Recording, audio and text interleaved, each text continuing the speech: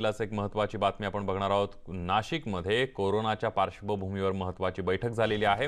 मालेगाव हा परिसर अधिक दाटीवाटीचा परिसर आहे आणि त्यामुळे इथं कोरोनाग्रस्तांची संख्या वाढती आहे। मालेगावात काम करणाऱ्या टीमला पोर्टेबल साहित्य देणार असल्याची माहिती आरोग्यमंत्री राजेश टोपे यांनी दिली आहे।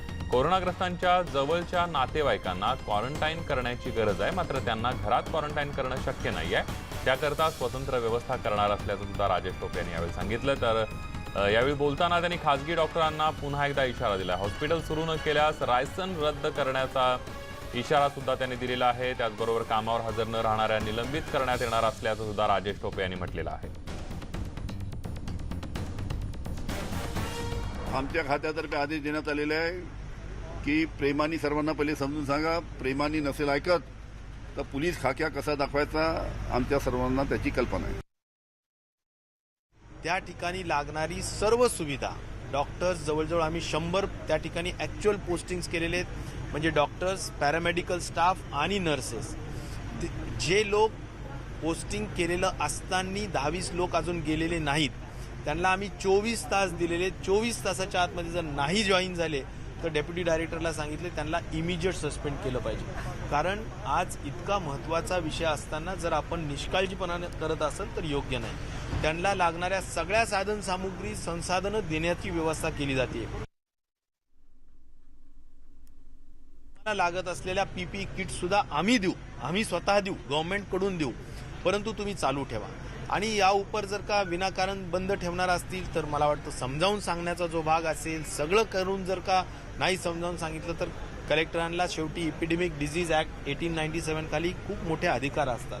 मग कधी कधी काही नाही नाविलाज असतो, शेवटचा उपाय म्हणून नाहीच ऐकत असतील तर त्याला काही नर्सिंग लायसन्स जे प्रॅक्टिसिंगचे असतात ते रद्दही करावे लागतील, असाही काही निर्णय घ्यावा लागेल।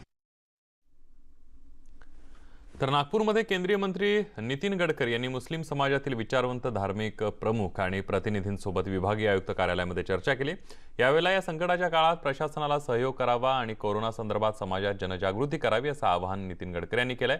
यावेळेला नागपूरचे पालकमंत्री नितीन राऊत, मंत्री सुनील केदार आणि वरिष्ठ अधिकारी सुद्धा उपस्थित होते। यानंतर एपीएमसी संदर्भातली बातमी आहे। एपीएमसी बाजारपेठ कोरोनाच्या रडारवर आहे। नवी मुंबईतील एपीएमसी बाजारपेठ कोरोनाच्या रेड झोनमध्ये असतानाही सरकार आणि कोकण विभागीय कार्यालयाच्या अट्टाहासापोटी एपीएमसी बाजारपेठ सुरू ठेवण्याचा निर्णय घेतला जात असल्याची चर्चा आहे। एपीएमसी मधील धान्य बाजारात आज 4 कोरोनाचे नवे रुग्ण आढळलेत। बाजारपेठेतील एकूण आकडा 10 वर पोहोचल्यानं नवी मुंबई महापालिकेनं एपीएमसी मधील 5ही बाजारपेठा 14 दिवसांसाठी बंद ठेवण्यात याव्यात असं पत्र एपीएमसीला दिलं होतं। मात्र काल रात्री पुन्हा कोकण विभागीय आयुक्तांनी बैठक घेऊन बाजारपेठ न बंद करण्याचा निर्णय घेतलाय।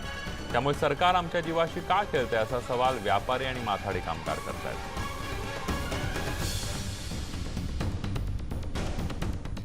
यानंतर बघूया पुढची बातमी। पुण्यातून कोरोनाबाबत 2 महत्त्वाच्या बातम्या आहेत। एक बातमी म्हणजे 4 महिन्याच्या बाळानं कोरोनावर मात केली आहे, त्यामुळे कोरोनावर मात करता येते हेच या बाळानं दाखवून दिलंय। तर आजोबांपासून या बाळाला कोरोनाची लागण झाली होती। पुण्यामध्ये गेल्या 24 तासांमध्ये तब्बल 122 कोरोनाच्या रुग्णांची वाढ झाली आहे। आजपर्यंतची ही सर्वाधिक वाढ आहे। आता शहरातील रुग्णसंख्या 1339 वर पोहोचली असून 24 तासांमध्ये 2 रुग्णांचा मृत्यू झालाय। तर 24 तासांमध्ये 27 रुग्णांना डिस्चार्ज देण्यात आला। शहरातील मृतांचा आकडा 79 तर जिल्ह्यातील मृतांचा आकडा 83 वर गेला। यानंतर पालघर हत्याकांडासंदर्भातली बातमी आहे। पालघर हत्याकांड प्रकरणी 3 पोलिसांचं निलंबन करण्यात आलेलं आहे। गडचिंचलेतील हत्याकांड प्रकरणी पोलिसांवर ही कारवाई केली आहे। 3 पोलीस कर्मचाऱ्यांवर निलंबन करण्यात आलेलं आहे। घटनास्थळी उपस्थित असलेल्या पोलिसांवर ही कारवाई आहे। आपण जर बघितलं या पालघर हत्याकांडामध्ये काल 35 पोलिसांची बदली सुद्धा करण्यात आली होती।